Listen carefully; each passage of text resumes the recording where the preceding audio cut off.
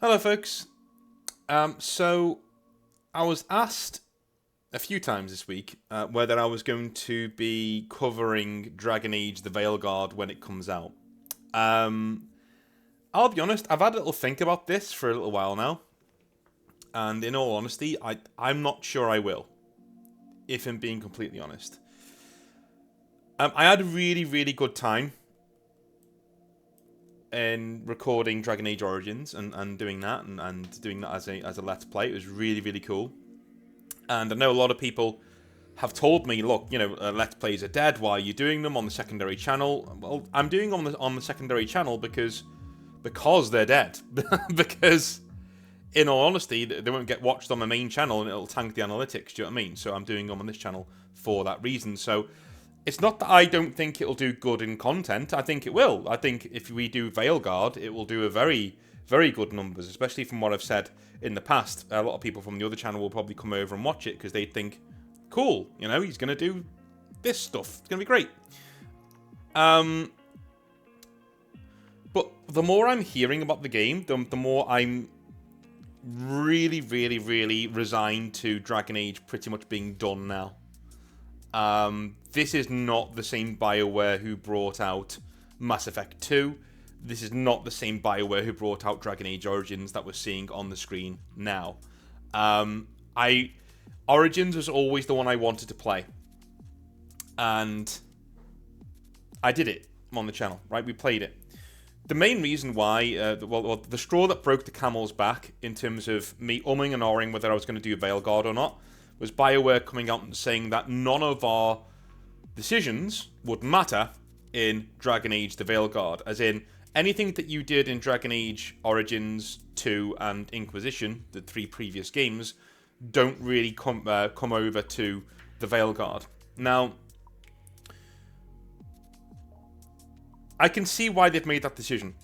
They've made that decision because, how long are you going to take over the things that have happened in Ferelden and in Orlais and places like that when we're going into the Tevinter Imperium, which is far in the north, right?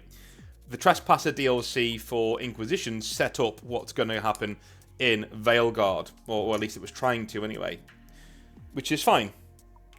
The thing is, it is the flippant way that they announced it, and they waited for everybody to essentially make sure that they got their pre-orders in. They made sure that people are getting their memberships for EA Plus, whatever it is, to get the game, things like that. And then they revealed to you, by the way, nothing you did in Dragon Age 1, 2, or 3 actually matters.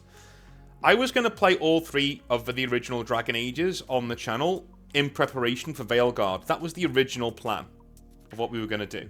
Because I was really excited for Dragon Age 4, for Veilguard. Even if it was bad, I could put it on the channel, review it, and laugh at it for being bad.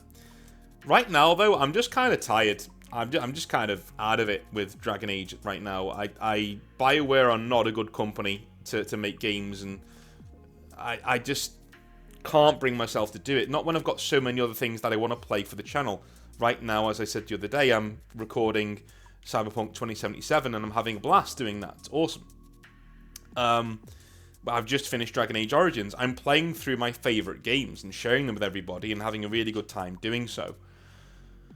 I'm really not sure whether playing Veilguard will do anything but give me a headache on the channel. And this is something I'm supposed to be doing to relax. And I was umming and ahhing, thinking for a long time, do I do this? Do I go over to Dragon Age, the Veilguard, and put it on the channel? And I've decided not to. I may live stream it eventually, Maybe even the day it comes out on the other channel, on the main Northern Exile channel, just for a laugh. But it comes out on Halloween. I've got better things to do on Halloween. Got parties to go to, got people to see, you know what I mean? So I made the decision when that came out that none of the things that we did in Dragon Age 1, 2, and 3 would matter in Veilguard. At least the vast majority of things that we did wouldn't matter. That made me say, okay, well, if they don't care about that, then I'm not going to do Dragon Age: The Veilguard. The main reason for that being, I think this is a clear indication that modern-day BioWare don't really know what Dragon Age is and what its soul is, right? its soul is characters like Alistair. Its soul is characters like Morrigan and Hawk and Liliana and, you know, a few from Dragon Age 2, I guess. I mean, who did I actually like in Dragon Age 2? Not that many, but hey, you know, Isabella was cool, I guess. And then we get into Inquisition with Dorian and Ariane Bull and all these other characters that really stood out, right? There are a few writing missteps in Inquisition, not going to lie, but by and all, it was a very good game, and I'd like to see those characters again. Same thing goes for people in Dragon Age Origins. I know Morrigan's in the new game, right? But here's the thing, if Morrigan is in the new game and she was in Dragon Age Origins, right? If my Warden romanced Morrigan, where is he? Because you hinted in Dragon Age Inquisition that you're going to show us what the Warden from the first game is getting up to if they're alive, and now you're just not doing that? Okay. It just seems like an abandonment of the past. It seems like Dragon Age has moved well away from what it used to be, and I think they're gleeful in doing that. They're happy to do that, unfortunately. Now, don't get me wrong, there were things that I would be quite happy to leave behind in the old Dragon Age. I think, I've said this before and I'll say it again, I think Dragon Age Origins sometimes crossed the line in terms of how grimdark I want it to be, right? One of which is, you know, do you remember how Darkspawn are made? Because I do. It's not nice. And it's something that I don't need in fiction. If you don't know, I will Hitchcocky and do it here, so you're not getting in any detail. But the Darkspawn take women below the ground, do something to them, and mutate them into pregnant Darkspawn that can do nothing for the rest of their lives but spawn more Darkspawn. That sounds about as grim as it's going to get, and that's about as nice of a description you're ever going to get, right? I could do without that in Dragon Age. Doesn't need to be there, in my opinion.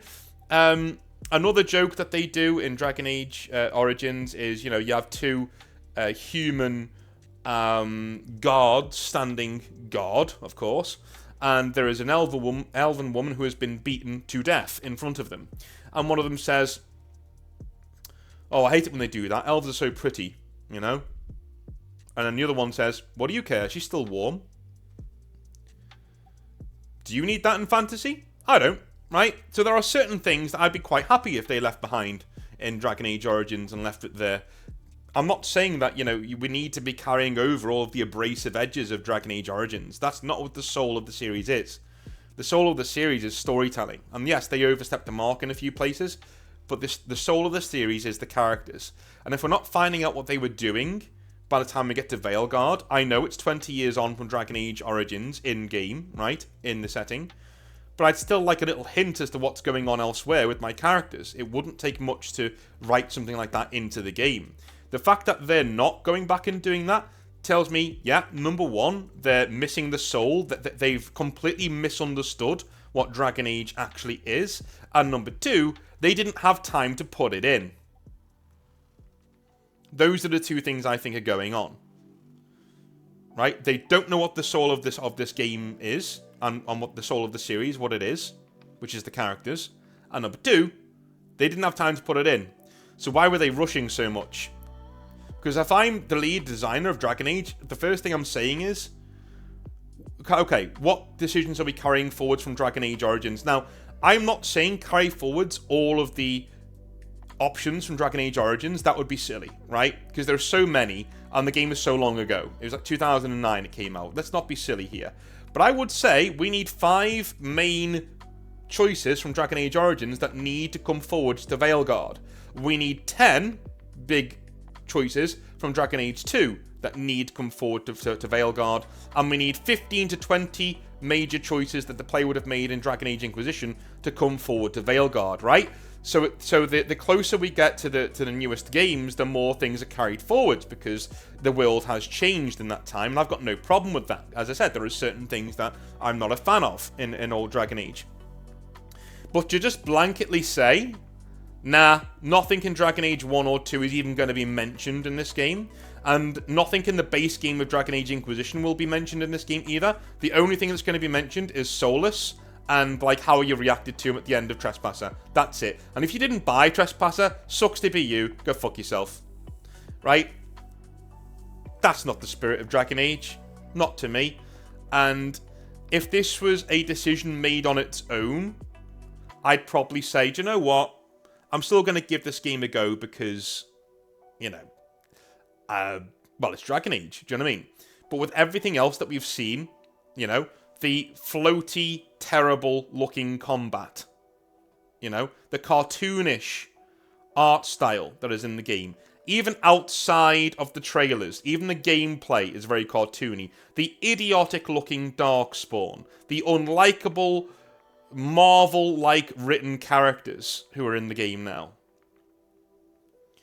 You know, the lack of grimdark tone. We now have this cartoony, evil empire in Tevinter that we're going to be wandering around in, right? It just isn't getting me. Even the place where you go, do you know your home base? So obviously that came in with Inquisition, where you had Skyhold, which is really cool, and I loved it. Now we have the Lighthouse, which is this place in the Fade. Why? That's so silly, dude. And this is a place that's not going to be there, because it's a dream place, right? Where you go. It's transient. That's what the Fade is. It's transient. It's always changing. I want a big castle that's there, that's real, it's tangible, I can touch it. I don't want a dream castle in the Fade somewhere, right? It just isn't grabbing me. It just isn't. It's really gamified now. All of the nuance has been stripped away. They even have it so that if your companions have something to say to you, that the lantern outside of their room in your base is on. Like, so you're taking away all the nuance of actually wanting to talk to your characters and wanting to have go. Like, I shouldn't be handheld over to a character to speak to them. Your writing should be good enough that I want to speak to them off my own back, right? When I wanted to speak to Cassandra in Dragon Age Inquisition, I didn't wait for a fucking light bulb to switch on so I could go and speak to her. I went and spoke to her because, number one, I thought she was cool. Number two, I thought she was hot, right? And I wanted to go speak to her. Same thing with Iron Bull, by the way. Thought he was cool as fuck, you know, and wanted to be around him. Also, kind of hot. Let's be honest with you. He's Iron Bull, dude. He's, you know, you want to ride the bull. Go and speak to Iron Bull. Dude, come on. Like, they're missing the essence of what Dragon Age is. It's writing characters that are good enough that they draw you in. And you can't look away. You need to keep speaking to them, finding out more about them and their history and their culture and things like that. That's what you need to be doing with Dragon Age.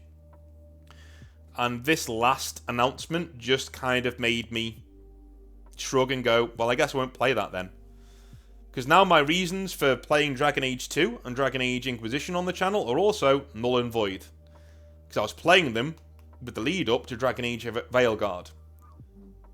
So what happens if a miracle occurs and Veilguard comes out and it's good? That's one thing I've not actually covered on the channel yet. Well, one thing will happen. I will come on here on a video and I will do a crawling apology video where I say, look, I was wrong. I'm never going to judge a game by its trailers and its early gameplay reveals and its interviews with its developers ever again. In fact, I probably won't even look at the lead up to games anymore, because what would be the point? Because at that point, BioWare have told us what this game is going to be. And I've made a conscious decision with my wallet and my time to say, listen, I don't have the time to play that because I want to enjoy it. And that's all, that's fine. If BioWare want to walk away and do Dragon Age somewhere else so it's not for me anymore, or people who like the kinds of things that I do, that's alright. That's okay. You know, I'm not... The world does not revolve around me, or you for that matter. And that's fine. They can take a Dragon Age over there and have their own private party, and when it fails, and hardly anybody buys it, I just hope they don't blame guys like me who said, you know what, I like Dragon Age Origins, so, you know. That's what I think anyway. So I'm not going to do Dragon Age at the Veilguard. I most likely will not do Dragon Age 2 or Inquisition for a long time either. For that reason, unfortunately.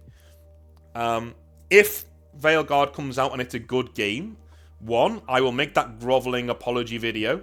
I've got no problem doing that, and I will announce on that video that we will be doing Dragon Age 2 and Dragon Age Inquisition, and then we will play Veilguard. That's what we'll do, alright? But I'm willing to bet, like, what kind of a bet can I make? What kind of a bet can I make? I don't know. Oh, I'll tell you what. Any of you who know what I'm like in terms of Warhammer from the other channel, I will collect a squad of Space Wolves and I will have to paint them up and show them to people. If you know me, you know how much of a wrench that would be in my heart, right? If I have to make that apology video and announce that full Dragon Age series, I will go and buy a full box of Space Wolves and paint them, right? And show them off on the channel. And with my tiers as well. That's what I will do, okay? There. Now that's what I will do. I am that confident that I won't be making that video. And I will make it if Dragon Age Veilguard is good. Right? If I hear it's good from people that I trust, i.e. friends, i.e. people like Angry Joe and other reviewers who have integrity on YouTube, then I'll look into it. I'll play it for a little bit, and if I like what I see, then I'll make that groveling apology video. I'll go all the way back to Dragon Age 2, and I'll start the series from there and record all for you on the channel. All right. So this doesn't mean we're never going to do Dragon Age again. Of course, there's a chance we're going to do it again, but with the way that BioWare are going, I just can't see myself playing or enjoying Dragon Age, the Veilguard, whatever it's called these days. Okay. So. Cool thing is that I got to do Dragon Age Origins. That was always the main goal, was to do Origins, because it is one of my favourite games ever. It is in the art category, and it is the only one of the Dragon Age games to achieve that title. So, what we may do instead of Dragon Age, we may go back to Mass Effect and play the Legendary Edition at some point. Maybe after we've done Cyberpunk 2077, we'll go and do that. We'll see. Anyway, I love you all long time. That Cyberpunk series will be starting around this weekend. So hopefully you're around for that and you enjoy it. And yeah, have a wonderful day. Look after yourselves, please. And I'll speak to you soon. All right, bye.